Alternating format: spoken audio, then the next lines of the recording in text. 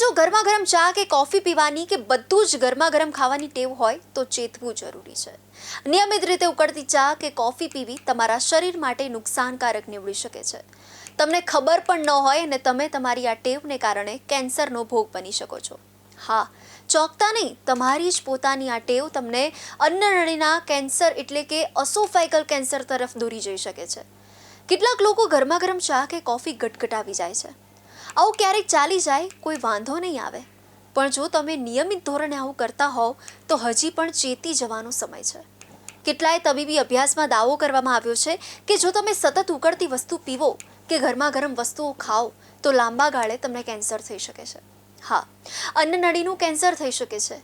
આ વાત સાંભળવામાં થોડી વિચિત્ર લાગે છે અને એમાં પણ ગરમા ગરમ ચા કે કોફી ગટગટાવી જનારાને વધારે લાગશે, કારણ કે તેઓને તેમની આદત છે. Asian Pacific journal of cancer પ્રિવેન્શનમાં છુપાયેલા આ અહેવાલ મુજબ ગરમા ગરમ ચીજો પીવાથી કેન્સરનું જોખમ વધી શકે છે. વર્લ્ડ હેલ્થ ઓર્ગેનાઇઝેશનની international agency for research on કેન્સરમાં છુપાયેલા આ અહેવાલ મુજબ અત્યંત ગરમા ગરમ ચીજો ખાવાથી અન્નનળીના કેન્સરની સંભાવના વધી જાય છે. જોકે ઇન્ટરનેટ પર આવા કેટલાય રિસર્ચ અને સ્ટડીઝની ભરમાર છે. જોકે આમ છતાં અંગે નિષ્ણાતોના અભિપ્રાય જુદા જુદા છે. તેથી આ અંગે જાણીતા નિષ્ણાતનો સંપર્ક સાધવામાં આવ્યો. આ જાણીતા નિષ્ણાત સંદીપસિંહ મલ્હોત્રા દિલ્હીમાં CK બિરલા હોસ્પિટલમાં મોલેક્યુલર ઓન્કોલોજીના સર્જિકલ હેડ તથા વિભાગના ડાયરેક્ટર છે. એમણે જણાવ્યું હતું કે તાજેતરના રિસર્ચ મુજબ સતત ગરમ ચીજો પીવાથી અન્નનળીમાં કેન્સરની સંભાવનાઓ વધી જાય છે. અન્નનળીના આ પ્રકારના કેન્સરને અસોફેગલ કેન્સર કહેવામાં આવે છે.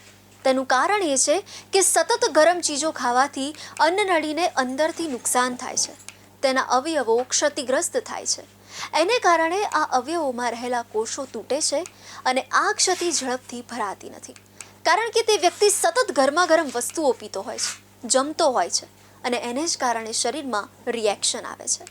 તેને સોજો અને એન્જિયોજિનેસિસ કહેવામાં આવે છે. એને કારણે ત્યાં ટ્યુમર પણ આકાર લે છે અને એને જ કારણે નવા કોષોની બનાવટમાં પણ ફેરફાર થાય છે. તેને કારણે અન્નનળીમાં એવા કોષો બનવા લાગે છે જે આગળ જઈને કેન્સર પેદા કરે છે. સતત ગરમ ચીજો અન્નનળીને નુકસાન પહોંચાડે છે. આમ સતત ક્ષતિગ્રસ્ત રહેતી અન્નનળીમાં કેન્સરનું જોખમ વધી જાય છે. આ વાતને એ રીતે જોવી જોઈએ કે શરીરમાં કોઈ ચામડી બળી ગઈ હોય અથવા અકસ્માતથી ઈજા થઈ હોય. આ નોન હિલિંગ અલ્સર બની શકે છે અથવા તો એવું અલ્સર બની શકે છે જેને ઠીક પણ કરી શકાતું નથી. આવું એકદમ ગરમ ચીજો પીવાથી થાય છે. સતત ગરમ ચીજો પીવાથી અન્નનળી ક્ષતિગ્રસ્ત રહેવાથી કેન્સરની સંભાવનાઓ વધી જાય છે. જોકે આનાથી કંઈ જ ડરવાની જરૂર નથી. આ બાબત સતત ગરમા ગરમ પીણું કે આહાર લેનારાઓને જ લાગુ પડે છે. આ પ્રકારના કેન્સરથી જો બચવું હોય તો આપણે 65 ડિગ્રી સેલ્સિયસથી ઓછા તાપમાનમાં રહેતી ચીજો જ લેવી જોઈએ. જો તમારી પાસે કોઈ અત્યંત ગરમા ગરમ વસ્તુ ખાવા માટે આવી હોય તો તેને થોડી ઠંડી થવા દેજો. સતત ગરમા ગરમ ચીજો વારંવાર ખાવી ન જોઈએ. કેટલાક દેશ કે જ્યાં સતત ગરમા ગરમ ચીજોનું જ નિયમિત સેવન થતું જોવા મળ્યું છે, ત્યાં કેન્સરનું પ્રમાણ પણ ઊંચું જોવા મળ્યું છે. જાપાન અને ઈરાન આવા દેશો છે. ભારતમાં જો કે શાંતિ છે. લોકો આમ પણ બહુ ગરમા ગરમ વસ્તુઓ પીતા નથી કે જમતા નથી. તેઓ નોર્મલ ગરમ વસ્તુઓ જ પીવે છે કે જમે છે. અહીં બસ ધ્યાન ફક્ત એટલું જ રાખવાનું છે કે સતત ગરમા ગરમ વસ્તુ ન ખવાય.